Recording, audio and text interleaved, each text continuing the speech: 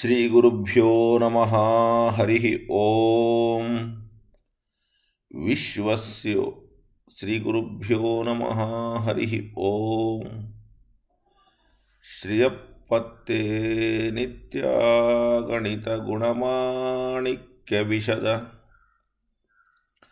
प्रभाजालोल्लासोपहत सकलावद्यतमसे जगज्जन्मस्थेम प्रलय रचना शीलवपुषे नमो अशेषाम्नाय स्मृति हृदय दीप्ताय हरये येन प्रादुर्भावि भूमिवलये व्यस्तादिगोसन्ततिः प्राबोधिश्रुतिपङ्कजं करुणया प्रकाशितत्वं परम् ध्वान्तं ध्वंसमनायि साधुनिकरश्चकारि सन्मार्गगः तेन व्यासदिवाकरेण सततं मात्याजि मे मानसम् व्याप्तिर्यस्य निजे निजेन महसा पक्षे सपक्षे स्थितिः व्यावर्तिश्च विपक्षतोत विषये शक्तिर्न वैवादिते नैवास्ति प्रतिपक्षयुक्तिरतुलं शुद्धं प्रमाणं समे भूयात् तत्त्वविनिर्णयाय भगवान् आनन्दतीर्थो मुनिः भवति यदनुभावात् एडमुकोऽपि वाग्मी जडमतिरपि जन्तुर्जायते प्राज्ञमौलिः सकलवचनचेतो देवता भारती सा मम वचसि निधत्तां सन्निधिं मानसे च रमानिवासोचितवासभूमिः सन्न्यायरत्नावलिजन्मभूमिः वैराग्यभाग्यो मम पद्मनाभ तीर्थामृताब्धिर्भवताद्विभूत्यै पदवाक्यप्रमाणज्ञान प्रतिवादिमदच्छिदः श्रीमदक्षोभ्यतीर्थाख्यान् उपतिष्ठे गुरून् मम श्रीमदानन्दतीर्थार्यसन्मनःसरसी भुवि अनुव्याख्याननलिने चञ्चरीकति मे मनः न शब्दाब्धौ गाढा न च निगमचर्चा सुचतुरा न च न्याये प्रौढा न च विदितवेद्या अपि वयम् परं श्रीमत्पूर्णप्रमतिगुरुकारुण्यसरणिं प्रपन्ना मान्या स्मः किमपि च वदन्तोऽपि महताम् भगवता बादरायणेन प्राणिनां निःश्रेयसाय प्रणीतमपि ब्रह्ममीमांसाशास्त्रम् असाधुनिबन्धान्धतमसा अवकुण्ठितत्वेन अप्रणीतमिव मन्यमानो भगवान् आनन्दतीर्थमुनिः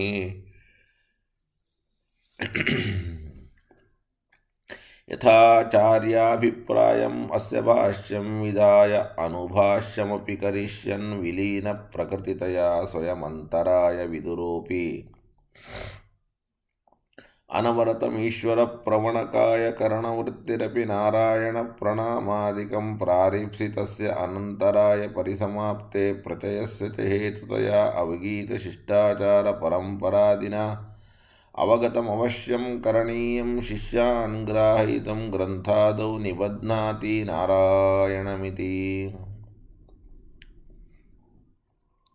नारायणं निखिलपूर्णगुणैकदेहं निर्दोषमप्यतममप्यखिलैः सुवाक्यैः अस्योद्भवादिदमशेषविशेषतोऽपि वन्द्यं सदा प्रियतमं मम सन्नमामि।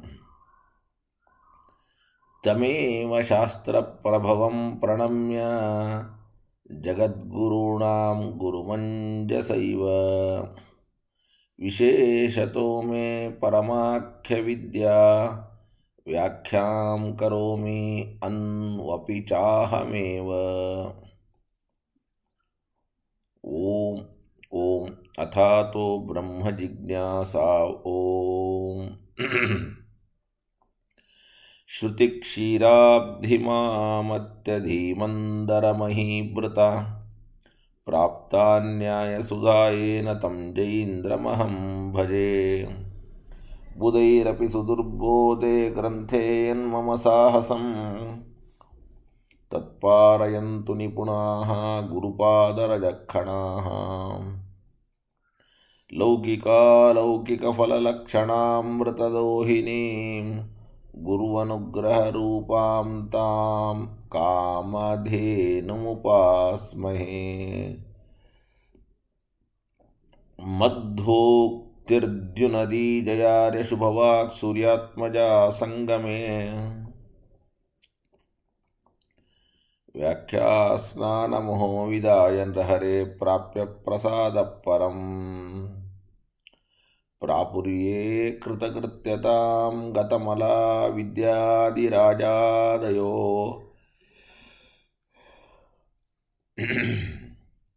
योगीशा कृपयन्तु ते जयमुनेर्भावस्य बोधा इमे। शुकेन शान्त्यादिषु वाङ्मयेषु व्यासेन धैर्येण बुधिनोपमेयम्। मनोजदित्यां मनसां हि पत्या रघुत्तमाख्यं सगुरुं नमामि। आरूढः सहसा यतीन्द्रपदवीं दत्त्वा च वाराणसीं तत्रत्यान् कुमतप्रचारनिरतान् अद्वैतिदिग्धन्ति नः। प्रौढार्थैः वचनैः सुयुक्तिकचितैः सम्भीषयन्मोदयन् सत्यध्यानसुकेसरी विजयते पादाश्रितश्रीपतेः। प्रावोचद्योदिकं न्याय सुधावाक्यार्थचन्द्रिकां सत्यप्रज्ञगुरुर्दद्यात् प्रज्ञां वैदान्तिकीं सदा।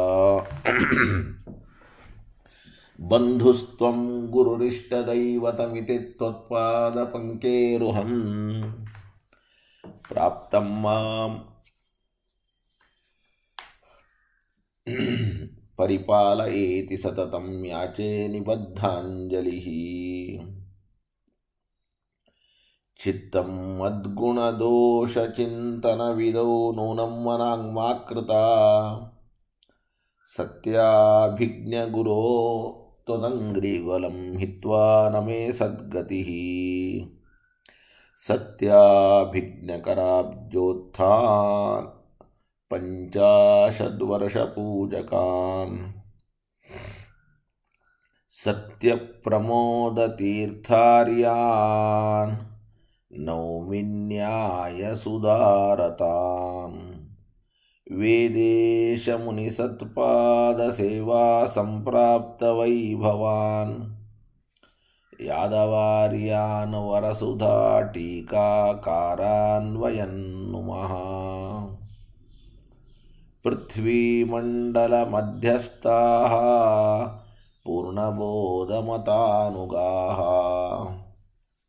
वैष्णवाः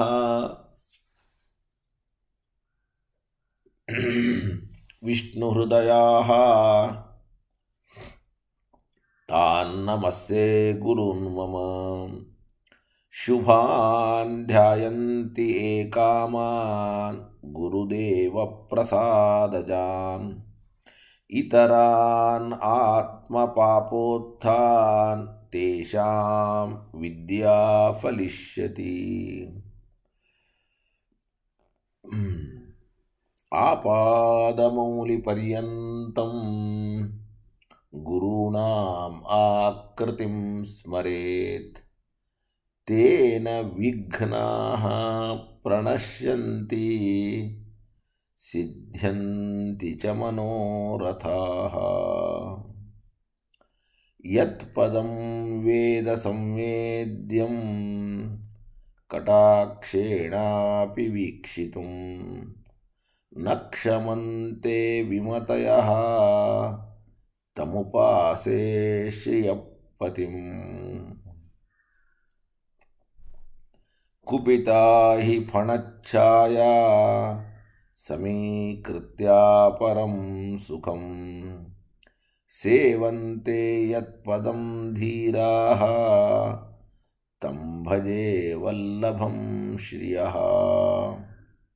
ಯಜೀಯಚರಣಾಂಭೋಜ ಛಾಯಾಮಾಶ್ರಿತ್ಯ ನಿರ್ವೃತಾಃ ನಂದಂತಿ ಸತತಂ ಮುಕ್ತಾಃ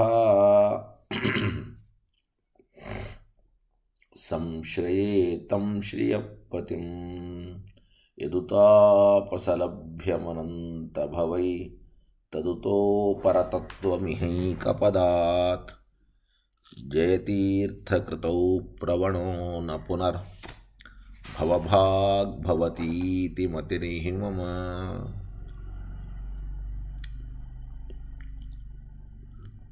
ಶ್ರೀ ಗುರುಭ್ಯೋ ನಮಃ. ಹರಿ ಓಂ ಹರಿ ಓಂ ಹರಿ ಓಂ. ಸಾಕ್ಷಿ ಇದು ಪರಮ ಪ್ರಮಾಣ. ಸಾಕ್ಷಿಯಷ್ಟು ಪರಮ ಪ್ರಮಾಣ ಇನ್ನೊಂದಿಲ್ಲ ಅನ್ನುವುದನ್ನು ಈ ಸಂದರ್ಭದಲ್ಲಿ ಆಚಾರ್ಯರು ಸಮರ್ಥನೆಯನ್ನು ಮಾಡ್ತಾ ಇದ್ದಾರೆ. ಇಷ್ಟೊತ್ತಿನವರೆಗೂ ಪ್ರತ್ಯಕ್ಷ ಅನುಮಾನ ಆಗಮಗಳ ಜೊತೆಗೆ ಸಾಕ್ಷಿಯನ್ನು ಕೂಡ ಒಂದು ಪ್ರಮಾಣ,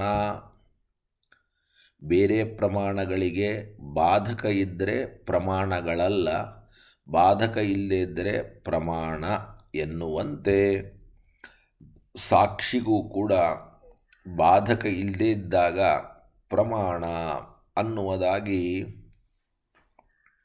ಹೇಳಿ, ಅಹಂ ದುಃಖಿ ಎನ್ನುವಂತಹ ಸಾಕ್ಷಿ ಪ್ರತ್ಯಕ್ಷಕ್ಕೂ ಕೂಡ ಯಾವುದೇ ತರಹದ ಬಾಧಕ ಇಲ್ಲ. ಇದಂ ರಜತಂ ಅನ್ನುವಂತಹ ಪ್ರತ್ಯಕ್ಷಕ್ಕೆ ನೇದಂ ರಜತಂ ಅನ್ನುವ ಪ್ರತ್ಯಕ್ಷ ಬಾಧಕವಾಗಿದ್ದರಿಂದ ಇದಂ ರಜತಂ ಅನ್ನುವ ಪ್ರತ್ಯಕ್ಷ ಅಪ್ರಮಾಣ. ಹಾಗೆ ಅಹಂ ದುಃಖಿ ಅನ್ನೋದಕ್ಕೂ ಕೂಡ ನಾಹಂ ದುಃಖಿ ಅನ್ನುವಂತಹ ಏನಾದರೂ ಬಾಧಕ ಜ್ಞಾನ ಇದ್ದಿದ್ದರೆ ಆಗ ಅಹಂ ದುಃಖಿ ಅನ್ನೋದು ಕೂಡ ಅಪ್ರಮಾಣವಾಗ್ತಾ ಇತ್ತು. ಯಾಕೆ ಅಂತಂದರೆ ಬಾಧಕ ಇದ್ದದ್ದರಿಂದ ಅಪ್ರಮಾಣ ಆಗ್ತಾ ಇತ್ತು.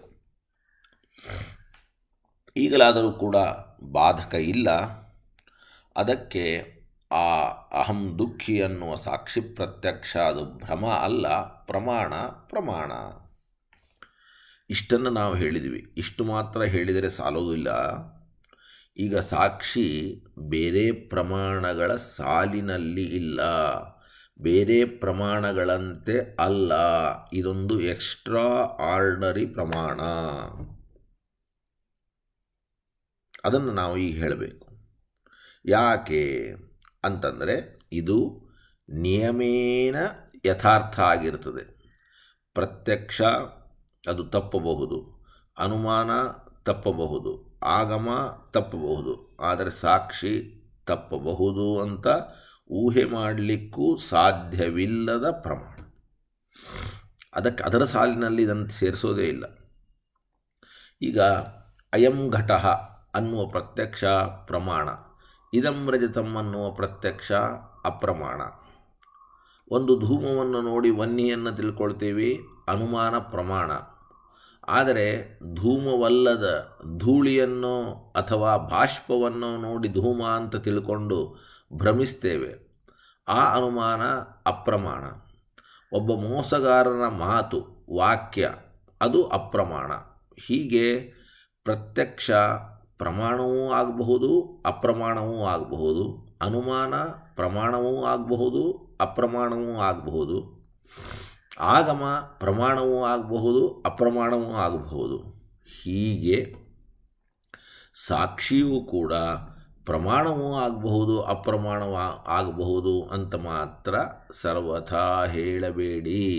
ಪ್ರಮಾಣವೇ, ಕೆಲವು ಕಡೆ ಪ್ರಮಾಣ ಕೆಲವು ಕಡೆ ಅಪ್ರಮಾಣ ಅಂತ ಉಳಿದ 3 ಪ್ರಮಾಣಗಳಂತೆ ಸಾಕ್ಷಿಯ ಬಗ್ಗೆ ಕಿಂಚಿತ್ತೂ ಕೂಡ ಸಂಶಯ ಅಂತನ್ನುವುದನ್ನು ಪಡುವ ಹಾಗೆ ಇಲ್ಲ. ಯಾಕೆ ಅಂತಂದರೆ ನಿಯಮೇನ ಯಥಾರ್ಥ ಅಂತ ಹೇಳ್ತಾ ಇದ್ದಾರೆ. ಏನಂತ ಹೇಳ್ತಾ ಇದ್ದಾರೆ? ನಿಯಮೇನ ಯಥಾರ್ಥ. ಆದ್ದರಿಂದ ಅಹಂ ದುಃಖಿ ಅನ್ನುವಂತಹ ಪ್ರತ್ಯಕ್ಷ ಇದು ಪ್ರಮಾಣವೇ. ಇದನ್ನು ಭ್ರಮ ಅಂತ ಸರ್ವಥಾ ಶಂಕೆಯನ್ನು ಮಾಡಬೇಡಿ. ಬಾಧಕ ಇದೆಯೋ ಇಲ್ಲೋ, ಬಾಧಕ ಇದ್ದರೆ ಪ್ರಮಾಣ ಅಲ್ಲ, ಬಾಧಕ ಇಲ್ಲದೇ ಇದ್ದರೆ ಪ್ರಮಾಣ ಅನ್ನುವುದಾಗಿ ವಿಚಾರವನ್ನೇ ಮಾಡಬಾರದು. ಆ ಪರೀಕ್ಷೆ ಬೇಕಾಗೇ ಇಲ್ಲ ಸಾಕ್ಷಿಯ ವಿಷಯದಲ್ಲಿ. ಯಾಕೆ ಅಂದರೆ ಬಾಧಕ ಇರೋದು ಇಲ್ಲದೇ ಇರೋದು ಯಾವುದು ಯಥಾರ್ಥವೋ ಅಯಥಾರ್ಥವೋ ಅದರ ಬಗ್ಗೆ, ಯಾವುದು ನಿಯಮೇನ ಯಥಾರ್ಥವಾಗಿದೆಯೋ ಅಂಥದ್ರ ಬಗ್ಗೆ ಪರೀಕ್ಷೆ ಮಾಡಿ ಉಪಯೋಗ ಏನು? ಆದ್ದರಿಂದ ನಿಯಮೇನ ಯಥಾರ್ಥ ಅಂತ ಒಪ್ಪಬೇಕು. ಅದು ಸಾಕ್ಷಿಯ ಒಂದು ವಿಶಿಷ್ಟತೆ ಅನ್ನುವುದನ್ನು ಆಚಾರ್ಯರು ಅನುವ್ಯಾಖ್ಯಾನದಿಂದ ಹೇಳ್ತಾ ಇದ್ದಾರೆ. ಅನುವ್ಯಾಖ್ಯಾನವನ್ನು ನೋಡಿದ್ದೇವೆ, ಅದರ ಅರ್ಥವನ್ನು ತಿಳಿಯೋಣ. ಬಾಧೋ ಯದ್ಯನುಭೂತೆ ಅರ್ಥೆ, ಬಾಧೋ ಯದ್ಯನುಭೂತೆ ಅರ್ಥೆ ಕಥಂ ನಿರ್ಣಯ ಈಯತೆ, ಕಥಂ ನಿರ್ಣಯ ಈಯತೆ ಕೋಪಿ ಹ್ಯರ್ಥೋ ನ ನಿಶ್ಚೇತುಂ, ಕೋಪಿ ಹ್ಯರ್ಥೋ ನ ನಿಶ್ಚೇತುಂ ಶಕ್ಯತೆ ಭ್ರಮವಾದಿನ, ಶಕ್ಯತೆ ಭ್ರಮವಾದಿನ. ಸಾಕ್ಷಿ ಸಿದ್ಧವಾದ ವಿಷಯಕ್ಕೂ ಬಾಧ ಇದೆ ಅಂತಂದುಬಿಟ್ರೆ, ಸಾಕ್ಷಿ ನಿಯಮೇನ ಯಥಾರ್ಥ, ಅವನಿಗೆ ಬಾಧವೇ ಇಲ್ಲ, ಇದೆಯೋ ಇಲ್ಲೋ ಅನ್ನುವ ಸಂಶಯವೂ ಇಲ್ಲ, ಇದೆ ಅಂತಾಗಿಬಿಟ್ರೆ ಪದಾರ್ಥಗಳ ನಿರ್ಣಯ ಇವತ್ತು. ಆ ಪದಾರ್ಥಗಳ ನಿರ್ಣಯ ಹೇಗೆ ಆಗಲಿಕ್ಕೆ ಸಾಧ್ಯ? ಕೆಲವು ವಿಷಯದಲ್ಲಿ ಸಾಕ್ಷಿಯು ಭ್ರಮೆ, ಅಹಂ ದುಃಖಿ ಅನ್ನುವ ವಿಷಯದಲ್ಲಿ ಸಾಕ್ಷಿ ಅದು ಭ್ರಮ ಅದು ಅಂತ ಅನಿಸಿಬಿಟ್ರೆ, ಆ ತರಹ ಹೇಳಿದರೆ ಆಗ ಬರೀ ಅಹಂ ದುಃಖಿ ಅಲ್ಲ, ಯಾವ ಪದಾರ್ಥದ ನಿಶ್ಚಯವನ್ನು ಕೂಡ ಮಾಡಿಕೊಳ್ಳಲು ಜಗತ್ತಿನಲ್ಲಿ ಸಾಧ್ಯ ಇಲ್ಲ. ಇವತ್ತು ನಾವು ಪ್ರತಿಯೊಂದು ಜ್ಞಾನದ ಪ್ರಾಮಾಣ್ಯವನ್ನು ನಿಶ್ಚಯಿಸಿ ಬೆಳಗಿನಿಂದ ರಾತ್ರಿಯವರೆಗೂ ಅನೇಕ ವಿಷಯದಲ್ಲಿ ಪ್ರವೃತ್ತರಾಗ್ತೇವೆ. ಒಂದಲ್ಲ ಎರಡಲ್ಲ. ಊಟ ಮಾಡ್ತೇವೆ, ಸ್ನಾನ ಮಾಡ್ತೇವೆ, ಸ್ನಾನ ಮಾಡಬೇಕಾದ್ರೆ ನೀರು ಬೇಕು, ಊಟ ಮಾಡಬೇಕಾದ್ರೆ ಅನ್ನ ಬೇಕು. ನಾವು ಸ್ನಾನ ಮಾಡುವಾಗ ಇದು ನೀರನ್ನು ತಿಳಿದು ಸ್ನಾನ ಮಾಡ್ತೀವಿ. ಹಾಗಾದ್ರೆ ನೀರು ಅನ್ನೋದು ಏನು ನಮಗೆ ಜ್ಞಾನ ಬಂದಿದೆಯೋ, ಈ ಜ್ಞಾನ ಪ್ರಮಾಣನೋ ಅಪ್ರಮಾಣನೋ, ಅನಂತರದಲ್ಲಿ ಮತ್ತೆ ಪ್ರಾಮಾಣ್ಯದ ನಿಶ್ಚಯ, ಆಮೇಲೆ ಸ್ನಾನ ಅಂದರೆ ಸ್ನಾನ ಆಗೋದು ಯಾವಾಗ? ಹಸಿವೆ ಆಗಿದೆ, ಎಲೆಯ ಮೇಲೆ ಅನ್ನವನ್ನು ಹಾಕಿದ್ದಾರೆ, ಇದು ಅನ್ನ ಹೌದೋ ಅಲ್ಲೋ ಅನ್ನುವ ಸಂಶಯಪಟ್ಟರೆ ಅದು ಅನ್ನ ಅಂತ ನಿರ್ಧಾರ ಆಗಿ ಪ್ರಾಮಾಣ್ಯ ನಿಶ್ಚಯ ಆಗಿ ಅನಂತರದಲ್ಲಿ ಊಟ ಆಗುವುದು ಯಾವಾಗ? ಆದರೆ ತನ್ನ ಪಾಡಿಗೆ ತಾನು ಸ್ವಾಭಾವಿಕವಾಗಿ ಸ್ನಾನ ಆಗ್ತಾ ಇದೆ, ಊಟ ಆಗ್ತಾ ಇದೆ, ವ್ಯವಹಾರ ನಡೀತಾ ಇದೆ ಬೆಳಗಿನಿಂದ ರಾತ್ರಿಯವರೆಗೂ. ಈ ಎಲ್ಲ ವ್ಯವಹಾರಗಳು ಕೂಡ ಯಥಾರ್ಥ ಈ ವ್ಯವಹಾರಗಳಿಗೆ ಕಾರಣವಾದಂತಹ ಜ್ಞಾನವೂ ಯಥಾರ್ಥ, ಅರ್ಥಾತ್ ಆ ಜ್ಞಾನವೂ ಪ್ರಮಾಣ. ಆ ಜ್ಞಾನವನ್ನು ಪ್ರಮಾಣ ಅಂತ ನಿರ್ಧಾರ ಮಾಡಿದವನು ಸಾಕ್ಷಿ. ಅಕಸ್ಮಾತ್ ಸಾಕ್ಷಿಯ ಮೇಲೆ ಸಂಶಯ ಇದ್ದರೆ ನಮಗೆ ಯಾವ ಪ್ರವೃತ್ತಿಗಳು ಕೂಡ ನಿಸ್ಸಂಶಯದಿಂದ ನಡೀಬಾರ್ದಾಗಿತ್ತು. ಪ್ರತಿಯೊಂದು ಪ್ರವೃತ್ತಿಯೂ ಕೂಡ ನಿಸ್ಸಂಶಯದಿಂದ ನಡೀತಾ ಇದೆ ಅಂತಂದರೆ ಅದರ ಪ್ರಾಮಾಣ್ಯವನ್ನು ಸಾಕ್ಷಿ ಗ್ರಹಣ ಮಾಡಿದ್ದಾನೆ. ಸಾಕ್ಷಿಯ ಮೇಲೆ ಕಿಂಚಿತ್ತೂ ಕೂಡ ಸಂಶಯ ಅಂತನ್ನತಕ್ಕಂಥದ್ದು ಇಲ್ಲ ಅನ್ನುವುದು ಇದರಿಂದ ನಿರ್ಧಾರ ಆಗ್ತದೆ. ಅಕಸ್ಮಾತ್ ಸಾಕ್ಷಿಯ ಮೇಲೆ ಸಂಶಯವನ್ನು ಪಟ್ಟಿದ್ದರೆ ಆ ಸಂದರ್ಭದಲ್ಲಿ ಯಾವ ಪ್ರವೃತ್ತಿಗಳು ಕೂಡ ನಡೆಯಲಿಕ್ಕೆ ಸಾಧ್ಯ ಅಂತನ್ನತಕ್ಕಂಥದ್ದು ಇಲ್ಲ.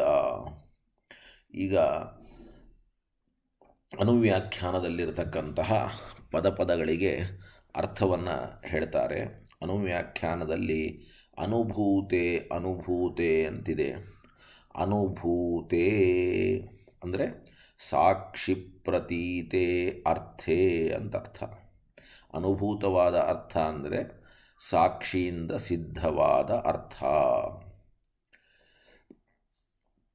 ಯದಿ ಬಾಧ ಪ್ರವರ್ತೇತ, ಒಂದು ವೇಳೆ ಆ ವಿಷಯದಲ್ಲಿಯೂ ನೀವು ಬಾಧವನ್ನು ಹೇಳೋದಾದರೆ, ಅಂದರೆ ಸಾಕ್ಷಿ ಯದಿ ಕುತ್ರಚಿತ್ ಅಯಥಾರ್ಥ ಸ್ಯಾದಿತಿ ಯಾವತ್, ಉಳಿದ ಪ್ರಮಾಣಗಳಂತೆ ಸಾಕ್ಷಿಯೂ ಕೂಡ ಕೆಲವು ಕಡೆ ಅಯಥಾರ್ಥವನ್ನು ಕೂಡ ಗ್ರಹಿಸ್ತಾನೆ ಅನ್ನುವುದಾಗಿದ್ದರೆ, ನಮ್ಮ ಸಿದ್ಧಾಂತ ಸಾಕ್ಷಿ ಯಥಾರ್ಥವನ್ನೇ ಗ್ರಹಿಸ್ತಾನೆ ಅಂತ. ಆದರೆ ನಿಮ್ಮ ಪ್ರಕಾರ ಅಕಸ್ಮಾತ್ ಸಾಕ್ಷಿ ಅಯಥಾರ್ಥವನ್ನು ಗ್ರಹಿಸ್ತಾನೆ ಅಂತಾಗಿದ್ದರೆ ಅಯಥಾರ್ಥತ್ವಸ್ಯ ಬಾಧೋನ್ನೇಯತ್ವಾತ್ ಏವಂ ಉಕ್ತಂ. ಹಾಗಾದರೆ ಆ ಯಥಾರ್ಥತ್ವ ಗೊತ್ತಾಗೋದು ಹೇಗೆ? ಬಾಧವಿದ್ದರೆ ಅಯಥಾರ್ಥತ್ವವು ತಿಳಿಯಲ್ಪಡ್ತಾ ಇದ್ದದ್ದರಿಂದ ಬಾಧ ಇದ್ದರೆ ಅನ್ನೋದಕ್ಕೆ ಅಯಥಾರ್ಥವಾದರೆ ಅಂತ ಅರ್ಥ.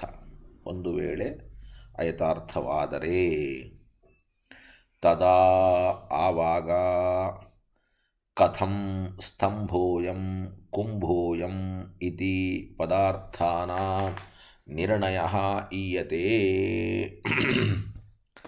ಅಯಂ ಸ್ತಂಭ ಅಂತ ಒಂದು ಕಂಬವನ್ನು ನೋಡಿ ನಮಗೆ ಜ್ಞಾನ ಬರ್ತದೆ, ಒಂದು ಘಟವನ್ನು ನೋಡಿ ಅಯಂ ಕುಂಭ ಅಂತ ಜ್ಞಾನ ಬರ್ತದೆ.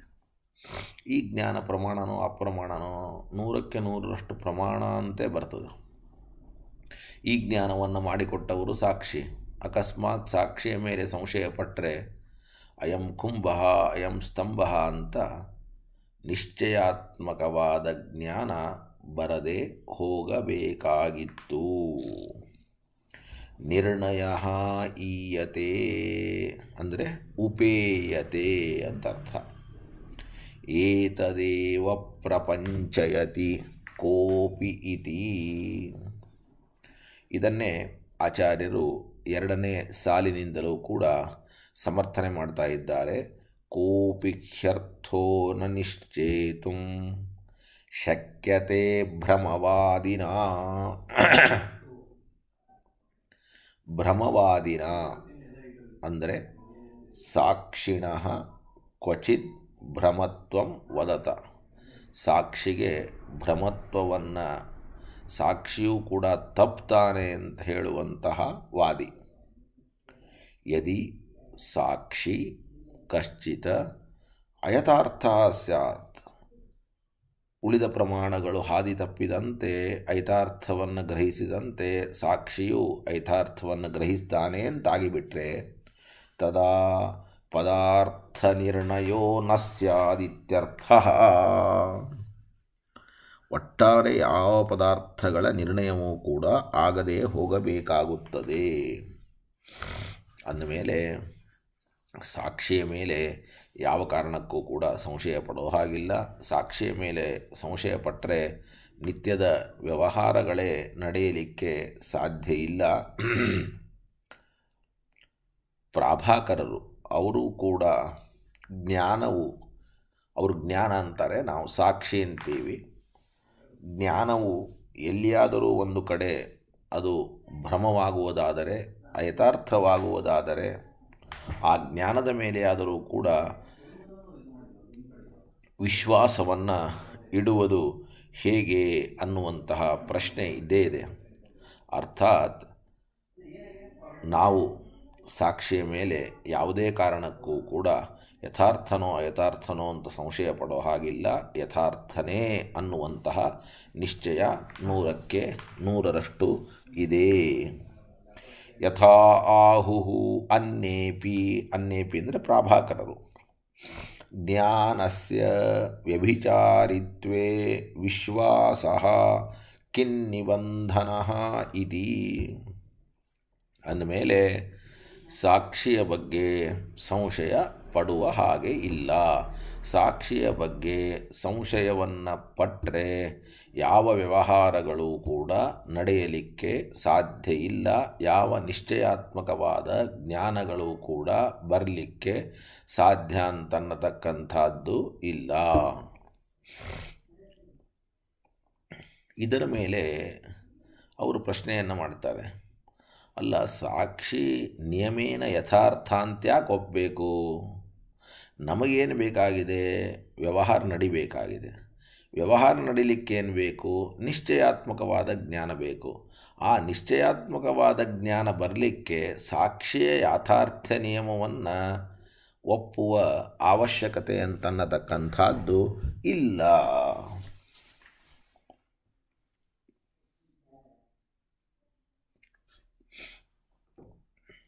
ಯಾಕೆ? ನನು ಚ ನಿರ್ಣಯಃ ನಿಶ್ಚಯಃ ಇತಿ ಚ ಅವಧಾರಣಾತ್ಮಕಂ ಜ್ಞಾನಂ ಉಚ್ಯತೆ.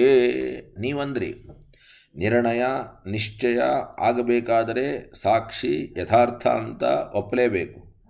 ಸಾಕ್ಷಿ ಯಥಾರ್ಥ ಅಂತ ಒಪ್ಪದೇ ಇದ್ದರೂ ಕೂಡ ನಿರ್ಣಯಾತ್ಮಕವಾದ, ನಿಶ್ಚಯಾತ್ಮಕವಾದ, ಅವಧಾರಣಾತ್ಮಕವಾದ ಜ್ಞಾನ ಆಗಲಿಕ್ಕೆ ಸಾಧ್ಯ. 3 ಪದಗಳಿಗೂ ಒಂದೇ ಅರ್ಥ. ನಿಶ್ಚಯ ಅಂದರೂ ಒಂದೇ, ಅವಧಾರಣ ಅಂದರೂ ಒಂದೇ, ನಿರ್ಣಯ ಅಂದರೂ ಒಂದೇ. ತಚ್ಚ ಸ್ತಂಭಕುಂಭಾದಿಷು ಅರ್ಥೇಷು ತತ್ತತ್ಕಾರಣ ಸಾಮಗ್ರಿ ವಶಾದೇವ ಉತ್ಪದ್ಯತೆ. ನಮಗೆ ಒಂದು ಘಟದ ಜ್ಞಾನ ಅಥವಾ ಒಂದು ಸ್ತಂಭದ ಜ್ಞಾನ ನಿರ್ಣಯಾತ್ಮಕವಾಗಿ, ನಿಶ್ಚಯಾತ್ಮಕವಾಗಿ ಬರಲಿಕ್ಕೆ ಆ ಜ್ಞಾನಗಳ ಕಾರಣ, ಒಂದೊಂದು ಜ್ಞಾನಕ್ಕೆ ಒಂದೊಂದು ಸಾಮಗ್ರಿ ಅಂತ ಇರ್ತದೆ. ಜ್ಞಾನ ಹುಟ್ಟೋದಕ್ಕೆ ಸಾಮಗ್ರಿ, ಆ ಸಾಮಗ್ರಿಯಿಂದಲೇ ಹುಟ್ಟುತ್ತದೆ. ಮುಗೀತು, ಅಷ್ಟೇ. ಬೇರೆ ಏನು ಬೇಕು? ಆ ಸಾಮಗ್ರಿಯಿಂದಲೇ ಹುಟ್ಟುತ್ತದೆ. ಸಾಮಾನ್ಯವಾಗಿ ಸಂಶಯ ಯಾವಾಗ ಹುಟ್ಟುತ್ತದೆ ಅಂತಂದರೆ, ನಿರ್ಣಾಯಕಾಭಾವ ಸಹಕೃತ ಸಮಾನ ದರ್ಶನಾದಿನಾಹಿ ಅನವಧಾರಣಾತ್ಮಕಂ ಜ್ಞಾನಂ ಸಂಶಯ ಪದವೇದನೀಯಂ ಜನ್ಯತೆ. ಈಗ ನಾವು ದೂರದಲ್ಲಿ ನಿಂತಿರ್ತೇವೆ, ಸ್ವಲ್ಪ ಕತ್ಲಿರ್ತದೆ, ದೊಡ್ಡದಾದ ಒಂದು ಉದ್ದನೆಯ ವಸ್ತು ಕಾಣಿಸ್ತದೆ. ಆ ಉದ್ದನೆಯ ವಸ್ತುವನ್ನು ನೋಡ್ತೇವೆ. ಒಂದ್ಸಲಿ ಮನುಷ್ಯ ಅನ್ನಿಸ್ತದೆ, ಒಂದ್ಸಲಿ ಮರ ಅಂತ ಅನ್ನಿಸ್ತದೆ. ಮರ ಅಂತೂ ನಿರ್ಣಯ ಆಗ್ತಾ ಇಲ್ಲ, ಮನುಷ್ಯ ಅಂತೂ ನಿರ್ಣಯ ಆಗ್ತಾ ಇಲ್ಲ. ನಿರ್ಣಯವನ್ನು ಮಾಡಲಿಕ್ಕೆ ನಮಗೆ ಮನುಷ್ಯನಿಗೆ ಬೇಕಾದ ಕೈಕಾಲುಗಳು ಸರಿಯಾಗಿ ಕಾಣ್ತಾ ಇಲ್ಲ. ವೃಕ್ಷ ಅಂತ ನಿರ್ಣಯ ಮಾಡೋಣ ಅಂದರೆ ಆ ವೃಕ್ಷಕ್ಕೆ ಬೇಕಾದಂತಹ ಟೊಂಗೆ, ಎಲೆ ಅವುಗಳು ಕೂಡ ಕಾಣಿಸ್ತಾ ಇಲ್ಲ. ಇಂತಹ ಸಂದರ್ಭದಲ್ಲಿ ನಾವು ಇದು ವೃಕ್ಷವೋ ಮನುಷ್ಯವೋ ಅಂತ ಸಂಶಯ ಪಡ್ತೇವೆ. ಹಾಗಾದರೆ ಕತ್ತಲೆ ಇದ್ದಾಗ, ದೂರದಲ್ಲಿ ನಿಂತಾಗ, ನಿರ್ಣಯ ಮಾಡಲಿಕ್ಕೆ ನಮಗೆ ಏನೂ ಕೂಡ ಪ್ರಮಾಣಗಳು ಸಿಗದೇ ಇದ್ದಾಗ ಆ ವಸ್ತುವಿನ ಬಗ್ಗೆ ಇದು ಮರವೋ, ಇದು ಮನುಷ್ಯನೋ, ಸ್ಥಾಣುರ್ವಾ ಪುರುಷೋವಾ ಎನ್ನುವಂತಹ ಸಂಶಯ ಅನ್ನೋದು ಬರುತ್ತೆ. ಇದು ಅವರೇ ಹೇಳೋ ಮಾತು. ಹಾಗಾದರೆ ಸಂಶಯ ಬರಲಿಕ್ಕೇನು ಕಾರಣ ಅಂದರೆ ನಿರ್ಣಾಯಕವಾದದ್ದು ಇಲ್ಲದೇ ಇದ್ದದ್ದು ಕಾರಣ. ನಿರ್ಣಾಯಕ ಇದ್ದರೆ ಸಂಶಯ ಬರೋದೇ ಇಲ್ಲ.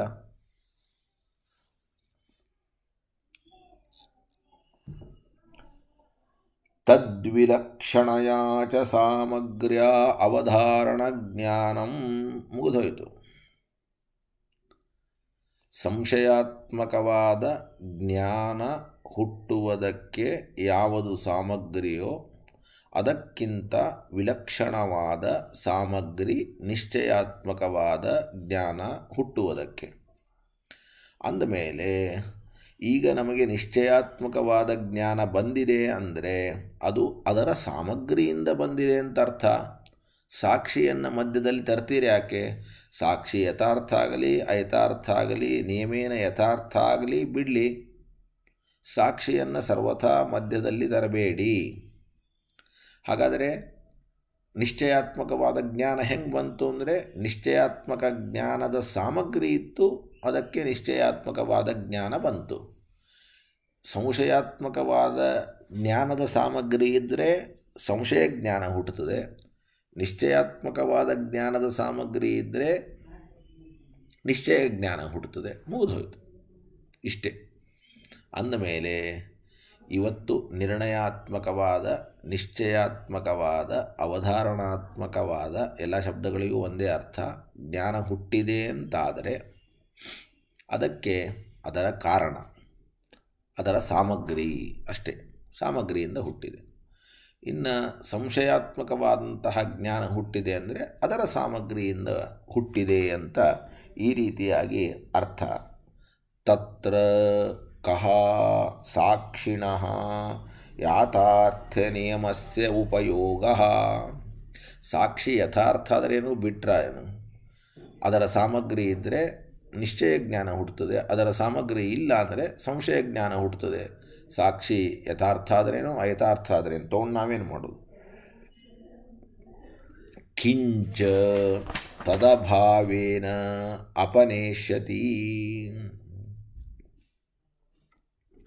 ಅಷ್ಟು ಮಾತ್ರ ಅಲ್ಲ, ಯಾಥಾರ್ಥ್ಯ ನಿಯಮವಿಲ್ಲದಿದ್ದರೂ ಕೂಡ ನಮಗೆ ನಿಶ್ಚಯಾತ್ಮಕವಾದ ಜ್ಞಾನ, ನಿರ್ಣಯಾತ್ಮಕವಾದ ಜ್ಞಾನ ಹುಟ್ಟಲಿಕ್ಕೆ ಯಾವ ಸಮಸ್ಯೆಯೂ ಕೂಡ ಇಲ್ಲ. ಕಿಂಚ ತದಭಾವೇನ ಅಪನೇಷ್ಯತಿ ಅಂದಮೇಲೆ ನೀವು ನಿರ್ಣಯಾತ್ಮಕವಾದ ಜ್ಞಾನ ಬೇಕಾದರೆ ಸಾಕ್ಷಿ ಯಥಾರ್ಥ ಅಂತ ಒಪ್ಪಲೇಬೇಕು ಅಂದರೆ ಒಪ್ಪುವ ಅವಶ್ಯಕತೆ ಇಲ್ಲ. ಅಂದರೆ ಅದಕ್ಕೆ ಉತ್ತರವನ್ನು ಕೊಡ್ತಾ ಇದ್ದಾರೆ. ಉಚ್ಯತೆ ಅಂತ. ನ ಸ್ತಂಭೋ ಅಯಂ ಇತ್ಯೇಕಾಕಾರ ಪ್ರತಿನಿಯತಂ ಜ್ಞಾನಂ ಹಿ ನಿರ್ಣಯಾದಿಶಬ್ದೈಃ ಅಭಿಧೀಯತೆ. ನೋಡಪ್ಪ, ಅಷ್ಟು ಸುಲಭವಾಗಿ ನಿಶ್ಚಯಾತ್ಮಕ ಜ್ಞಾನ ಹುಟ್ಟೋದಿಲ್ಲ. ನಿಶ್ಚಯಾತ್ಮಕ ಜ್ಞಾನ ಅಂದರೆ ಏನು ಅನ್ನೋದನ್ನು ಮೊದಲ ಅರ್ಥ ಮಾಡಬೇಕು. ಕೇವಲ ಸಾಕ್ಷಿಗೆ ಯಾಥಾರ್ಥ್ಯ ನಿಯಮವನ್ನು ಒಪ್ಪಬಾರದು ಅನ್ನೋದಕ್ಕೆ ನಿಶ್ಚಯಾತ್ಮಕವಾದ ಜ್ಞಾನ ತನ್ನಿಂದ ತಾನೇ, ತನ್ನ ಸಾಮಗ್ರಿಯಿಂದ ತಾನೇ ಹುಟ್ಟುತ್ತದೆ, ಸಾಕ್ಷಿಯ ಸಹಾಯನೇ ಬೇಡ ಅಂತ ನೀವು ಹೇಳ್ತಾ ಇದ್ದೀರಿ. ಹಾಗೆ ಹೇಳಲಿಕ್ಕೆ ಸಾಧ್ಯ ಇಲ್ಲ. ಯಾಕೆ ಅಂತಂದರೆ ಇದು ಕಂಬ ಅಥವಾ ಇದು ಘಟ ಅನ್ನುವಂತಹ ಏಕಾಕಾರ ನಿಯತವಾದ ಜ್ಞಾನವನ್ನು ನಾವು ಇಲ್ಲಿ ನಿರ್ಣಯಾತ್ಮಕ ಜ್ಞಾನ, ನಿಶ್ಚಯಾತ್ಮಕ ಜ್ಞಾನ ಅಂತ ಕರೆದಿಲ್ಲ. ನೀವು ತಿಳ್ಕೊಂಡಿದ್ದೀರಿ ಇದಮದೋವ ಸ್ಥಾಣುರ್ವ ಪುರುಷೋವ ಈ ತರಹದ ಜ್ಞಾನಗಳು ಮಾತ್ರ ನಿಶ್ಚಯಾತ್ಮಕ ಜ್ಞಾನ ಅಲ್ಲ, ಸಂಶಯಾತ್ಮಕ ಜ್ಞಾನಗಳು. ಅಯಂ ಕುಂಭ ಅಯಂ ಸ್ತಂಭ ಅನ್ನುವಂತಹ ಒಂದೇ ಆಕಾರ ಇರುವ ಏಕಾಕಾರ ನಿಯತ ಅಂತ ಕರೀತಾರೆ. ಅಂತಹ ಜ್ಞಾನಗಳು, ಇವುಗಳನ್ನು ನೀವು ಪ್ರಮಾಣ ಅಂತ ಅಂದರೆ ನಿಶ್ಚಯಾತ್ಮಕ ಅಂತ ಕರೀತಾ ಇದ್ದೀರಿ. ಹಾಗೆ ಕರೀಲಿಕ್ಕೆ ಸಾಧ್ಯ ಇಲ್ಲ. ಯಾಕೆ ಅಂದರೆ ಅಯಂ ಘಟಃ ಅಯಂ ಸ್ತಂಭ ಎನ್ನುವಂತಹ ಜ್ಞಾನ ಬಂದ ಮೇಲೆ ಉಂಟಾಗುವಂತಹ ಈ ವಸ್ತು ಹೀಗೆಯೇ ಎನ್ನುವಂತಹ ವಿಶ್ವಾಸ, ಬರೀ ಅಯಂ ಸ್ತಂಭ ಅಲ್ಲ, ಅಯಂ ಸ್ತಂಭ ಅಂತ ಜ್ಞಾನ ಬಂದ ಮೇಲೆ ಈ ವಸ್ತು ವಸ್ತು ಈ ಜ್ಞಾನ ತಿಳಿಸಿಕೊಟ್ಟಂತೆಯೇ ಇದೆ ಅನ್ನುವಂತಹ ವಿಶ್ವಾಸ, ಅದನ್ನು ನಾವು ನಿರ್ಣಯ ಅಂತ ಕರೆದಿದ್ದೇವೆ. ಅಂದಮೇಲೆ ನಿರ್ಣಯ ಬೇರೆ, ಏಕಾಕಾರ ನಿಯತವಾದ ಜ್ಞಾನ ಬೇರೆ. ಏಕಾಕಾರ ನಿಯತವಾದ ಜ್ಞಾನವನ್ನೇ ನಿರ್ಣಯ, ನಿಶ್ಚಯ ಅಥವಾ ಅವಧಾರಣ ಅನ್ನುವ ಶಬ್ದದಿಂದ ಕರೆಯುವ ಹಾಗೆ ಇಲ್ಲ. ಅಪಿತರ್ಹಿ ತದನಂತರ ಭಾವಿ ವಸ್ತು ತಥಾತ್ವ ಆಶ್ವಾಸ. ಆ ಜ್ಞಾನ ಬಂದ ಮೇಲೆ ಆ ವಸ್ತುವಿನ ಬಗ್ಗೆ ಹಾಗೆ ಅನ್ನುವಂತಹ ವಿಶ್ವಾಸ. ತಥಾ ಹಿ ವಕ್ತಾರೋ ಭವಂತಿ. ನಮಗೆ ಯಾವುದಾದರೂ ಒಂದು ಜ್ಞಾನ ಆದಾಗ ಅದರ ಬಗ್ಗೆ ಹೀಗೆ ವ್ಯವಹಾರ ಇದೆ, ಹೀಗೆ ಮಾತನಾಡುವುದಿದೆ ಜನರು. ಏನದು? ಸ್ತಂಭ ಇತಿ ಪ್ರತೀಯತೆ. ನೋಡಿ ಹೇಗಿದೆ ಅದು. ಭವತಿ ಚ ಅಯಂ ಸ್ತಂಭಃ ಇತಿ ವಾ ವಸ್ತು ತತ್ವಂತು ನ ವಿದ್ಮಃ ಇತಿ ವಾ ತತ್ ಕಸ್ಯ ಹೇತೋಃ. ನಮಗೆ ಒಂದು ಕಂಬವನ್ನು ನೋಡಿದಾಗ ಅಥವಾ ಯಾವುದೇ ಒಂದು ವಸ್ತುವನ್ನು ನೋಡಿದಾಗ ಇದು ಕಂಬ ಅಂತ ತೋರ್ತದೆ. ಆದರೆ ಇದು ಕಂಬವೇ ಆಗಿದೆ ಅನ್ನುವ ನಿರ್ಣಯ ಇಲ್ಲ. ಅಥವಾ ಇದು ಕಂಬವೆಂದು ತೋರ್ತಾ ಇದೆ, ಆದರೆ ನಮಗೆ ತೋರೋದಂತೂ ಕಂಬ ಅಂತ ತೋರ್ತಾ ಇದೆ, ವಾಸ್ತವದಲ್ಲಿ ಏನಾಗಿದೆ ಅಂತ ನಮಗೆ ಗೊತ್ತಿಲ್ಲ ಅಂತ ಹೇಳಿಬಿಟ್ರೆ, ಅಯಂ ಸ್ತಂಭ ಅಂತ ಜ್ಞಾನ ಬಂದರೂ ಅದು ಉಪಯೋಗ ಇಲ್ಲ. ಯಾಕೆ ಅಂದರೆ ಅಯಂ ಸ್ತಂಭ ಅಂತ ಜ್ಞಾನ ಬಂದಿದ್ದರೂ ಕೂಡ ಇದು ಕಂಬವೇ ಆಗಿದೆ ಅಥವಾ ಕಂಬವೆಂದು ತೋರ್ತಾ ಇದೆ, ಇದು ವಾಸ್ತವಿಕವಾಗಿ ಏನಾಗಿದೆಯೋ ನಮಗೆ ಗೊತ್ತಿಲ್ಲ ಅಂದ್ಬಿಟ್ರೆ, ಹಾಗಾದರೆ ಇದಕ್ಕೇನು ಕಾರಣ ಅಂತಂದರೆ, ಏಕಾಕಾರ ನಿಯತವಾಗಿ ಕಂಡರೂ ಕೂಡ ಕೆಲವು ಭ್ರಮೆ ಕೆಲವು ಭ್ರಮ ಅಂತ ಅನೇಕ ಕಡೆ ನಮಗೆ ಕಂಡಿದೆ. ಆದ್ದರಿಂದ ಏಕಾಕಾರ ನಿಯತವಾದ ಜ್ಞಾನ ಬಂದರೂ ಇದು ಯಥಾರ್ಥವೇ ಅನ್ನುವಂತಹ ವಿಶ್ವಾಸ ಬರಲಿಕ್ಕೆ ಸಾಧ್ಯ ಇಲ್ಲ. ಆದ್ದರಿಂದ ನಮಗೆ ವಿಶ್ವಾಸಕ್ಕಾಗಿ ಯಾವುದಾದರೂ ಒಂದು ಬೇಕೇ ಬೇಕು. ಸಾಮಗ್ರಿಯಿಂದ ನಮಗೆ ಏಕಾಕಾರ ನಿಯತವಾದ ಜ್ಞಾನ ಹುಟ್ಟುತ್ತದೆ ಹೊರತಾಗಿ ಆ ಏಕಾಕಾರ ನಿಯತ ಜ್ಞಾನ ಬಂದ ಮೇಲೆಯೂ ಕೂಡ ಸಂಶಯ ಬರೋದಿಲ್ಲ ಅಂತ ಮಾತ್ರ ಹೇಳಲಿಕ್ಕೆ ಬರೋದಿಲ್ಲ. ನನಗೆ ಈ ಜ್ಞಾನ ಬಂದಿದೆ, ಈ ಜ್ಞಾನ ಎಷ್ಟರ ಮಟ್ಟಿಗೆ ಸರಿನೋ ತಪ್ಪೋ ಅನ್ನುವಂತಹ ಸಂಶಯ ಅಂತೂ ಉಳಿದೇ ಉಳಿತದೆ. ಅಂದಮೇಲೆ ನಿಶ್ಚಯಾತ್ಮಕವಾದ ಜ್ಞಾನ ಬರಲಿಕ್ಕೆ ಏನಾದರೂ ಒಂದರ ಅವಶ್ಯಕತೆ ಇದೆ, ಅದೇ ಸಾಕ್ಷಿ ಅನ್ನುವುದನ್ನು ಮುಂದೆ ಹೇಳ್ತೀವಿ. ನೋಡಿ, ಸ್ತಂಭ ಇತಿ ಪ್ರತೀಯತೆ ಭವತಿ ಚ ಅಯಂ ಸ್ತಂಭವಾ ತತ್ ಕಸ್ಯ ಹೇತೋಃ.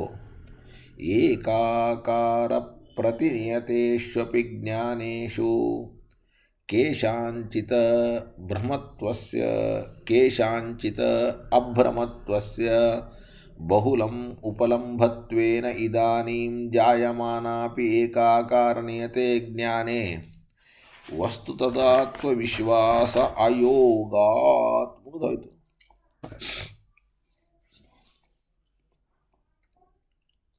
ಅಂದಮೇಲೆ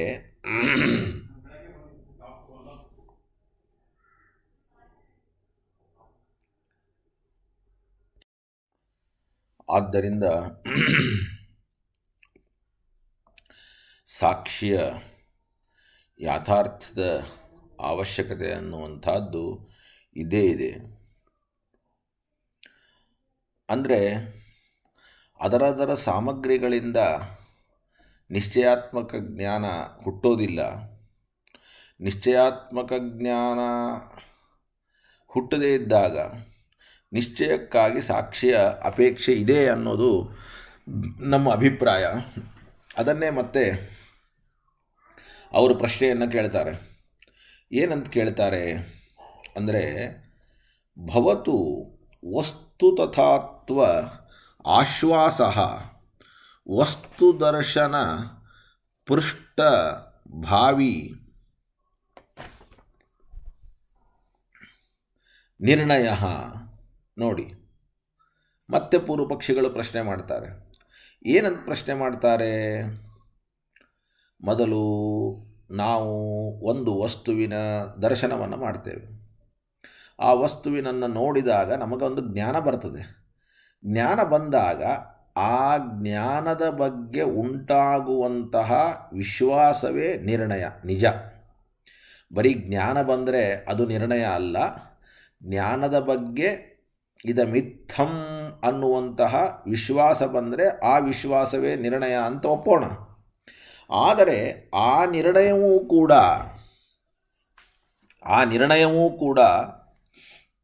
ಈ ದರ್ಶನವು, ಈ ಜ್ಞಾನವು ಭ್ರಾಂತಿ ಹೌದೋ ಅಲ್ಲವೋ ಅನ್ನುವ ನಿರ್ಣಯವನ್ನು ಅಪೇಕ್ಷಿಸ್ತದೆ. ಅಂದಮೇಲೆ ಜ್ಞಾನ ಭ್ರಮವಾದರೆ ವಸ್ತು ಹಾಗೆ ಇಲ್ಲ ಅಂತ, ಭ್ರಾಂತಿ ಇಲ್ಲವಾದರೆ ವಸ್ತು ಹಾಗೆಯೇ ಇದೆ ಅಂತ ನಿಶ್ಚಯ ಬರ್ತದೆ. ಆದ್ದರಿಂದ ನಮಗೆ ಜ್ಞಾನ ಬಂದ ಮೇಲೆ ಸಂಶಯ ಬರಬಹುದು, ವಸ್ತು ಹಾಗಿದೆಯೋ ಇಲ್ಲೋ ಅಂತ.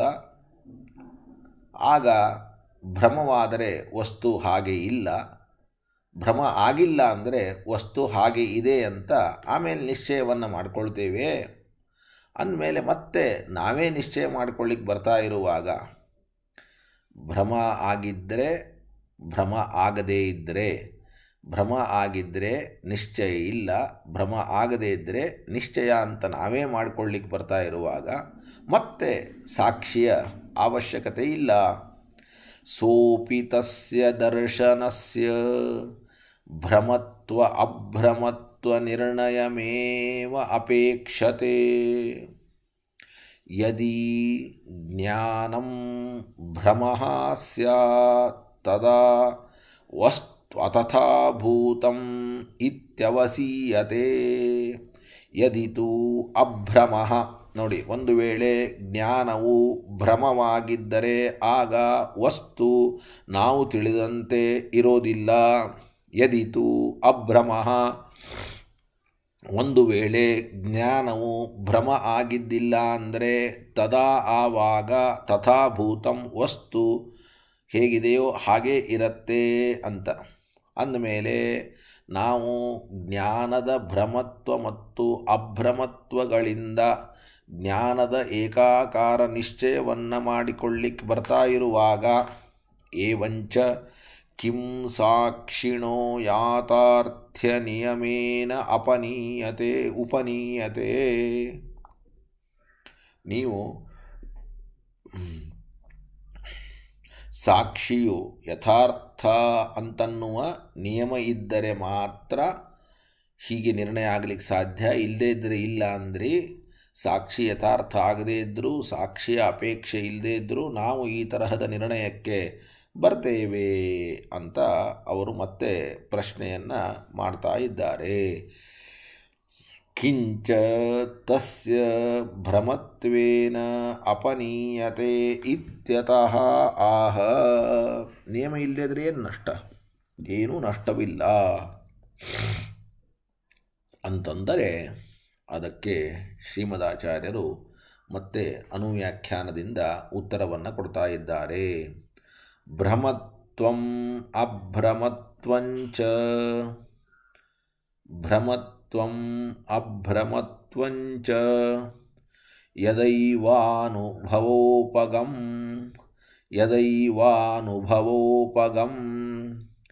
ಏಕಸ್ಯ ಭ್ರಮತಾ ತತ್ರ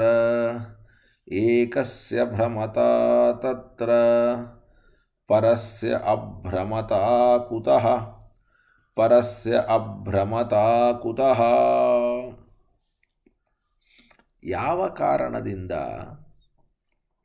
ಜ್ಞಾನಗಳಿಗೆ ಭ್ರಮತ್ವವೇ ಆಗಲಿ ಅಭ್ರಮತ್ವವೇ ಆಗಲಿ, ಈ ಜ್ಞಾನ ಭ್ರಮರೂಪ, ಈ ಜ್ಞಾನ ಯಥಾರ್ಥ, ಭ್ರಮರೂಪ ಅಲ್ಲ, ಅಭ್ರಮ ಅಂತನ್ನುವ ನಿರ್ಣಯ ನಮ್ಮಷ್ಟಕ್ಕೆ ನಾವೇ ಅಂದರೆ ಸಾಮಗ್ರಿಗಳಿಂದ ಮೇಲ್ನೋಟಕ್ಕೆ ಮಾಡಿಕೊಳ್ಳಲು ಸಾಧ್ಯ ಇಲ್ಲ.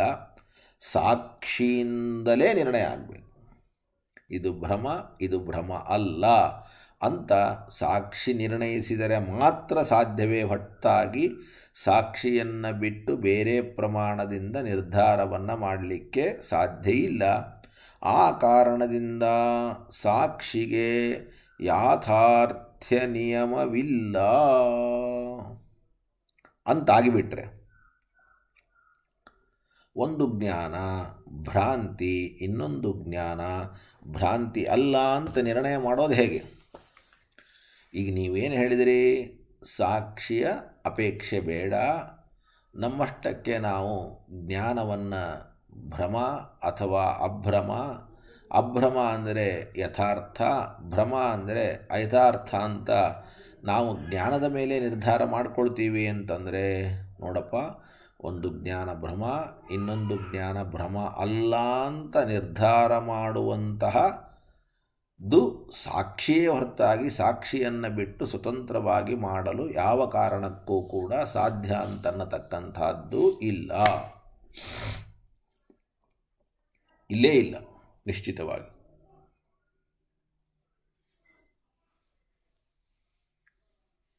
ಸಾಕ್ಷಿಯನ್ನು ಬಿಟ್ಟು ನಮ್ಮಷ್ಟಕ್ಕೆ ನಾವೇ ಭ್ರಮ ಅಥವಾ ಅಭ್ರಮ ಅಂತ ನಿರ್ಧಾರ ಮಾಡಲಿಕ್ಕಾಗಿದ್ದರೆ ಆಗ ಸಾಕ್ಷಿ ಬೇಡ ಅನ್ನಬಹುದಾಗಿತ್ತು. ನೀ ಸಾಕ್ಷಿಯ ಮೇಲೆ ವಿಶ್ವಾಸವನ್ನೇ ಮಾಡಲಿಲ್ಲ ಅಂತಂದರೆ ಇದು ಭ್ರಮ ಇದು ಅಭ್ರಮ ಅಂತ ನಿರ್ಧಾರ ಮಾಡುವುದು ಹೇಗೆ? ಸಾಕ್ಷಿನೇ ನಿರ್ಧಾರ ಮಾಡುವವ ಅಂತಹ ಸಾಕ್ಷಿಯ ಮೇಲೆ ಸಂಶಯ ಪಟ್ಟರೆ ಭ್ರಮವಾದದ್ದನ್ನು ಅಭ್ರಮ ಅಂತ ಅವನು ನಿರ್ಧಾರ ಮಾಡಬಹುದು, ಅಭ್ರಮವಾದದ್ದನ್ನು ಭ್ರಮ ಅಂತೂ ಕೂಡ ನಮಗೆ ತಿಳಿಸಲಿಕ್ಕೆ ಅವಕಾಶ ಇದೆ. ಆ ಕಾರಣಕ್ಕಾಗಿ ನೀವು ಸಾಕ್ಷಿಯನ್ನು ದೂರ ಇಡ್ತೀವಿ ಅಂತ ಹೇಳೋದು ಯಾವ ಕಾರಣಕ್ಕೂ ಕೂಡ ಸರಿಯಲ್ಲ. ಸಾಕ್ಷಿಯನ್ನು ದೂರ ಇಟ್ಟರೆ ಯಾವುದೂ ಕೂಡ ಸಿದ್ಧ ಆಗೋದಿಲ್ಲ. ನೋಡಿ, ಸತ್ಯಂ ಪ್ರತ್ಯಯಾನಾಂ ಭ್ರಮತ್ವ ಅಭ್ರಮತ್ವ ನಿರ್ಣಯಾಯತ್ತೋ ವಸ್ತು ನಿರ್ಣಯ ಇತಿ. ವಸ್ತು ನಿಶ್ಚಯವು ಯಾವುದರಿಂದ ಆಗ್ತದೆ? ಯಾವ ವಸ್ತುವಿನ ಜ್ಞಾನ ಭ್ರಮ ಅಲ್ಲ ಅಂತ ನಿರ್ಧಾರ ಆಗಿದೆಯೋ ಆ ಜ್ಞಾನ ಆ ವಸ್ತು ಹಾಗೇ ಇದೆ ಅಂತ ಹೇಳ್ತದೆ.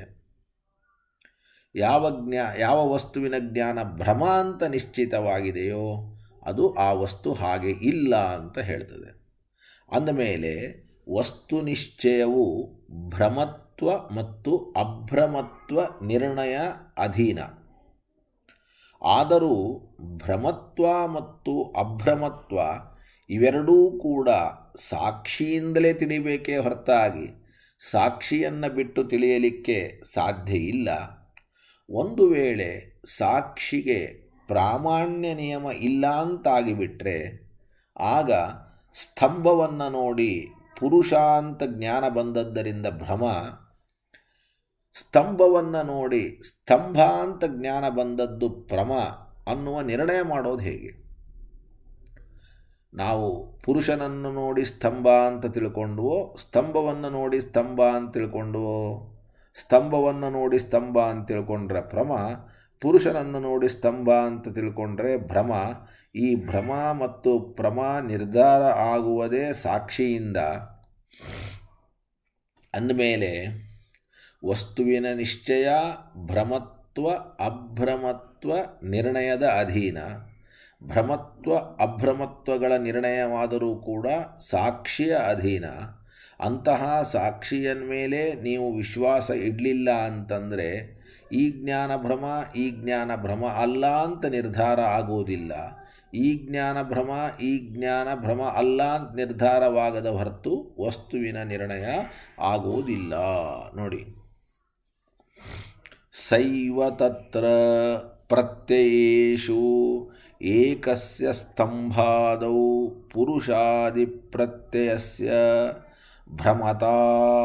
ಅಪರಸ್ಯ ಸ್ತಂಭಾದಿ ಪ್ರತ್ಯಯಸ್ಯ ಅಭ್ರಮತಾ ಚ ಕುತೋ ನಿರ್ಣೇತವ್ಯ ನ ಕುತೋಪಿ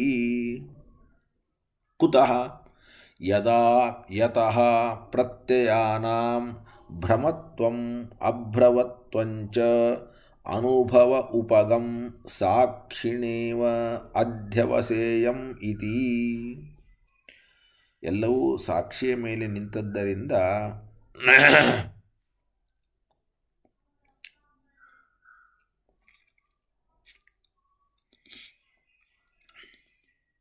ಸಾಕ್ಷಿಯ ಮೇಲೆ ನೀವು ವಿಶ್ವಾಸವನ್ನು ಇಡಲಿಲ್ಲ ಅಂತಾದರೆ, ಸಾಕ್ಷಿಗೆ ಯಾಥಾರ್ಥ ನಿಯಮವನ್ನು ಒಪ್ಪಲಿಲ್ಲ ಅಂದರೆ ಸಾಕ್ಷಿಯು ಈ ಜ್ಞಾನ ಭ್ರಮ ಅಭ್ರಮ ಅಂತ ನಿರ್ಣಯ ಮಾಡಲಾರ. ನಿರ್ಣಯ ಮಾಡಲಿಲ್ಲ ಅಂತಾದರೆ ಆಗ ವಸ್ತುವಿನ ನಿಶ್ಚಯ ಆಗದೇ ಹೋಗಬೇಕಾಗುತ್ತದೆ. ಅಂದಮೇಲೆ ವಸ್ತುವಿನ ನಿಶ್ಚಯ ಸಾಕ್ಷಿಯ ಯಾಥಾರ್ಥ್ಯದ ಮೇಲೆಯೇ ನಿಂತಿದೆ. ಇಷ್ಟು ಹೇಳಿದರೂ ಕೂಡ ಮತ್ತೆ ಅವರೊಂದು ಪ್ರಶ್ನೆಯನ್ನು ಮಾಡ್ತಾರೆ. ಸ್ಯಾದೇತತ್ ಕರಣದೋಷಬಾಧಕ ಪ್ರತ್ಯಯಾದೀನಂ ಪ್ರತ್ಯಯಾನಾಂ ಭ್ರಮತ್ವ ಅಭ್ರಮತ್ವಂಚ ಸಂವಾದಾಯತ್ತಂ ಭವಿಷ್ಯತಿ. ಒಟ್ಟು ಅವರು ಏನು ಮಾಡಿದರೂ ಕೂಡ ಸಾಕ್ಷಿಯನ್ನು ಒಪ್ಪಿಕೊಳ್ಳಿಕ್ಕೆ ತಯಾರಿಲ್ಲ. ನಾವು ಸಾಕ್ಷಿ ಇಲ್ಲದೆ ಎಲ್ಲವನ್ನೂ ನಡೆಸ್ತೇವೆ ಅಂತ. ಸಾಕ್ಷಿ ಇದ್ದರೆ ಎಲ್ಲವೂ ನಡೀಲಿಕ್ಕೆ ಸಾಧ್ಯ ಅಂತ ನಮ್ಮ ವಾದ, ಸಾಕ್ಷಿ ಇಲ್ಲದೆ ಎಲ್ಲವನ್ನೂ ನಡೆಸ್ತೇವೆ ಅಂತ ಅವರ ವಾದ. ಅವ್ರು ಹೇಳ್ತಾರೆ ಸಾಕ್ಷಿ ಆಗಬೇಕು. ಇಲ್ಲಪ್ಪ, ನಾವು ಇವತ್ತು ಏನಾದರೂ ಕೂಡ ಒಂದು ವಿಷಯದಲ್ಲಿ ಪ್ರವೃತ್ತರಾಗಬೇಕಾದರೆ ನಿರ್ಣಯಾತ್ಮಕವಾದ ಜ್ಞಾನ ಬೇಕು. ನಿರ್ಣಯಾತ್ಮಕವಾದ ಜ್ಞಾನ ಇದ್ದರೆ ಪ್ರವೃತ್ತರಾಗಲಿಕ್ಕೆ ಸಾಧ್ಯ. ಆ ನಿರ್ಣಯಾತ್ಮಕವಾದಂತಹ ಜ್ಞಾನ ಎದರಿಂದ ಬರ್ತದೆ ಅಂದರೆ, ವಸ್ತು ನಿರ್ಣಯ ಎದರಿಂದ ಆಗ್ತದೆ ಅಂದರೆ, ಜ್ಞಾನ ಇದು ಭ್ರಮ ಅಲ್ಲ ಅಂದರೆ ಆಗ್ತದೆ. ಅಕಸ್ಮಾತ್ ಜ್ಞಾನ ಭ್ರಮ ಆಗಿಬಿಟ್ರೆ ಆಗ ವಸ್ತು ನಿರ್ಣಯ ಆಗಲಿಕ್ಕೆ ಸಾಧ್ಯ ಇಲ್ಲ. ಅಂದಮೇಲೆ ಈ ಜ್ಞಾನ ಭ್ರಮ ಅಲ್ಲ, ಆದ್ದರಿಂದ ವಸ್ತು ನಿರ್ಣಯ ಆಯಿತು. ವಸ್ತು ನಿರ್ಣಯ ಆದದ್ದರಿಂದ ನಾವು ಈ ವಿಷಯದಲ್ಲಿ ಪ್ರವೃತ್ತರಾದಿವಿ ಅಂತ ಹೇಳಬಹುದು. ಆದರೆ ಈ ಜ್ಞಾನ ಭ್ರಮ ಅಲ್ಲ ಅಂತ ನಿರ್ಧಾರ ಮಾಡಲಿಕ್ಕೆ ನಾವು ಸಾಕ್ಷಿಯ ಬಳಿ ಯಾಕೆ ಹೋಗಬೇಕು ಅಂತ ಪರರು ನಮ್ಮನ್ನು ಪ್ರಶ್ನೆ ಮಾಡ್ತಾ ಇದ್ದಾರೆ. ಹಾಗಾದರೆ ಈ ಜ್ಞಾನ ಭ್ರಮ ಅಂತ ಹೇಗೆ ತಿಳ್ಕೊಳ್ಳೋದು ಅಂದರೆ, ದೋಷ ಇದ್ದರೆ ಭ್ರಮ, ದೋಷ ಇಲ್ಲದೆ ಇದ್ದರೆ ಯಥಾರ್ಥ, ಮುಗಿದೋಯ್ತು. ಮತ್ತೆ ಸಾಕ್ಷಿಯಾಗಬೇಕು. ಸಂವಾದ ಇದ್ದರೆ ದೋಷ ಇಲ್ಲದೆ ಇದ್ದರೆ ಯಥಾರ್ಥ ಅಭ್ರಮ, ದೋಷ ಇತ್ತು ಅಂದರೆ ಭ್ರಮ. ಅಂದಮೇಲೆ ನಾನು ಹೇಳ್ತೇನೆ ದೋಷ ಇದೆ ಆದ್ದರಿಂದ ಭ್ರಮ, ಭ್ರಮ ಆದದ್ದರಿಂದ ವಸ್ತು ನಿರ್ಣಯ ಆಗಲಿಲ್ಲ, ವಸ್ತು ನಿರ್ಣಯ ಆಗದೇ ಇದ್ದರಿಂದ ಪ್ರವೃತ್ತರಾಗುವುದು ಬೇಡ. ದೋಷ ಇಲ್ಲ, ಸಂವಾದ ಇದೆ, ಆದ್ದರಿಂದ ಅಭ್ರಮ, ಯಥಾರ್ಥ, ಯಥಾರ್ಥವಾದದ್ದರಿಂದ ವಸ್ತು ನಿರ್ಣಯ ಆಯಿತು, ಪ್ರವೃತ್ತರಾಗ್ರಿ ಅಂತ ಇಷ್ಟು ಹೇಳಿ ಮುಗಿಸ್ಲಿಕ್ಕೆ ಬರ್ತದೆ.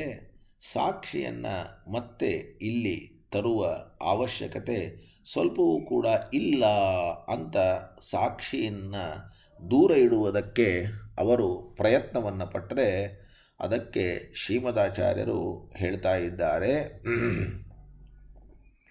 ಭ್ರಮತ್ವಂ ಅಭ್ರಮತ್ವಂಚ ಸರ್ವಂ ವೇದ್ಯಂ ಹಿ ಸಾಕ್ಷಿಣಾ ಭ್ರಮತ್ವಂ ಅಭ್ರಮತ್ವಂಚ ಸರ್ವಂ ವೇದ್ಯಂ ಹಿ ಸಾಕ್ಷಿಣಾ ಸಚೇತ್ ಸಾಕ್ಷಿ ಕ್ವಚಿದ್ದುಷ್ಟಃ ಸಚೇತ್ ಸಾಕ್ಷಿ ಕ್ವಚಿದ್ದುಷ್ಟಃ ಕಥಂ ನಿರ್ಣಯ ಈಯತೆ ಕಥಂ ನಿರ್ಣಯ ಈಯತೆ. ಇದು ಭ್ರಮ ಅಲ್ಲ, ಎಲ್ಲವೂ ಸಾಕ್ಷಿಯಿಂದಲೇ ತಿಳಿಯಲ್ಪಡ್ತದೆ. ಆ ಸಾಕ್ಷಿಯೇ ಕೆಲವು ಕಡೆ ದುಷ್ಟವಾದರೆ ನಿರ್ಣಯ ಅನ್ನೋದು ಹೇಗೆ ಸಾಧ್ಯ ಅಂತ. ಪ್ರತ್ಯಯಾನಾಂ ಭ್ರಮತ್ವಂ ಅಭ್ರಮತ್ವಂ ತದ ಅವಧಾರಣೋಪಯುಕ್ತಂಚ ಸರ್ವಂ ಕರಣದೋಷಾದಿಕಂ ಸಾಕ್ಷಿಣ ನಿಶ್ಚೇಯಂ. ಈ ವಿಷಯವನ್ನು ಮತ್ತೆ ಮುಂದೆ ತಿಳಿಯೋಣ. ಅಂತೂ ಸಾಕ್ಷಿಗೆ ಯಾಥಾರ್ಥ ನಿಯಮವನ್ನು ಎಲ್ಲಿಯವರೆಗೂ ಒಪ್ಪೋದಿಲ್ಲವೋ ಅಲ್ಲಿಯವರೆಗೂ ಜ್ಞಾನ ಯಥಾರ್ಥ ಅಂತ ನಿರ್ಣಯ ಆಗೋದಿಲ್ಲ. ಎಲ್ಲಿಯವರೆಗೂ ಜ್ಞಾನ ಯಥಾರ್ಥ ಅಂತ ನಿರ್ಣಯ ಆಗೋದಿಲ್ಲವೋ ಅಲ್ಲಿಯವರೆಗೂ ಕೂಡ ವಸ್ತುವಿನ ನಿರ್ಣಯ ಆಗೋದಿಲ್ಲ. ಎಲ್ಲಿಯವರೆಗೂ ವಸ್ತುವಿನ ನಿರ್ಣಯ ಆಗೋದಿಲ್ಲವೋ ಅಲ್ಲಿಯವರೆಗೂ ನಾವು ಪ್ರವೃತ್ತರಾಗೋದಿಲ್ಲ. ನಮ್ಮ ಪ್ರವೃತ್ತಿಗೆ ಸಾಕ್ಷಿಯ ಅವಶ್ಯಕತೆ ಅನ್ನೋದು ಇದ್ದೇ ಇದೆ ಅನ್ನುವಂಥದ್ದು ನಮ್ಮ ವಾದ. ಸಾಕ್ಷಿ ಇಲ್ಲದೆ ಎಲ್ಲ ವ್ಯವಹಾರಗಳನ್ನು ನಡೆಸಬಹುದು ಅನ್ನುವ ವಾದ ಅವರದು. ಅದಕ್ಕೆ ಕೊನೆಯದಾಗಿ ಉತ್ತರವನ್ನು ಕೊಡ್ತಾರೆ. ಆ ಉತ್ತರವನ್ನು ಮತ್ತೆ ನಾವು ತಿಳಿಯೋಣ. ನಾಳೆ ಪ್ರತಿಪದ ಇರೋದರಿಂದ ಪಾಠ ಇರೋದಿಲ್ಲ. ನಾಡಿದ್ದು ಮತ್ತೆ ಪಾಠ ಇರ್ತದೆ. ಇಲ್ಲಿಗೆ ಈ ಪಾಠವನ್ನು ಮುಕ್ತಾಯ ಮಾಡೋಣ. ಶುಭಾನ್ ಧ್ಯಾಯಂತಿ ಏಕಾಮಾನ್ ಗುರುದೇವ ಪ್ರಸಾದಜಾನ್ ಇತರಾನ್ ಆತ್ಮಪಾಪೋತ್ಥಾನ್ ತೇಷಾಂ ವಿದ್ಯಾ ಫಲಿಷ್ಯತಿ. ಹರಯೇ ನಮಃ ಹರಯೇ ನಮಃ ಹರಯೇ ನಮಃ. ಶ್ರೀಕೃಷ್ಣ ಅರ್ಪಣಮಸ್ತು.